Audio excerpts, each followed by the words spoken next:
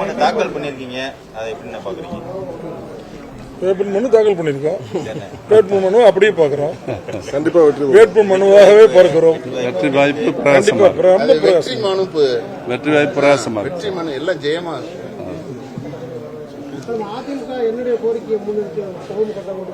அதிமுக நீங்க வந்து எதை மக்கள்கிட்ட சொல்லி வாக்கு கேட்பீங்க? மாண்புமிகு அம்மாவுடைய சாதனைகளை இன்னும் மக்கள் மறக்கவில்லை. 4.5 ஆண்டுகள் மாண்புமிகு எடப்பாடி அவருடைய சாதனைகள் சிறப்பான ஆட்சி நடத்தியிருக்கார்.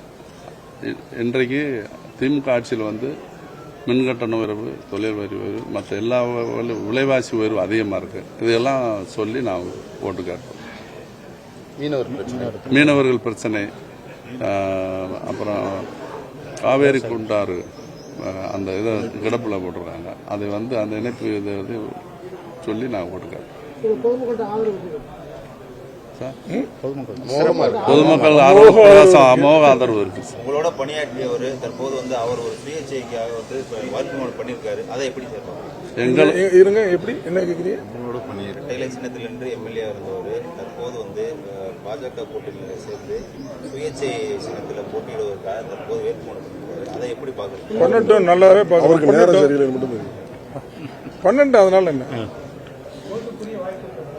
வாய்ப்பில்லை.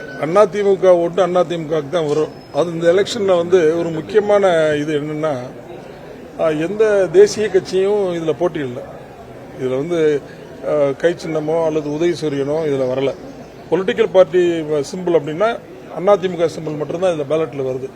அதனால அதிமுகவுக்கு பாரம்பரியமா ஓட்டு போட்ட மக்கள் யாரா இருந்தாலும் சரி, அந்த கை போன உடனே ரெட்டையிலை பார்த்து தான் ஓட்டு போடுவாங்க.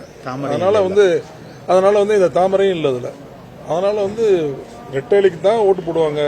நீங்க வந்து கம்யூனலா ஓட்டு பிரியும் நாங்க நம்பல, நிச்சயமா நம்பல. எல்லாரும் வருவாங்க. எங்க பொதுச் செயலாளர் வர்றாங்க, எல்லாரும் வர்றாங்க, எல்லா விஐபிஸும் வர்றாங்க. 2 பேருமே போட்டியில தான். நான் என்ன சொல்றேன்னா, நாவலரை விட பெரிய தலைவர் யாரும் இல்ல. சரியா? நாவலர் வந்து சுயேட்சையா நிற்கும் போது எத்தனை ஓட்டு வாங்கினாரு? 800 ஓட்டு வாங்கினார் தென்னமரத்து சின்னத்தில். தெரியுமா உங்களுக்கு? டி நகரில் போட்டி போட்டு. அதனால ஸ்தாபனம் கட்சியை தான் முக்கியமே தவிர தனிப்பட்ட நபர் யாரும் முக்கியம் இல்லை. ஓகே.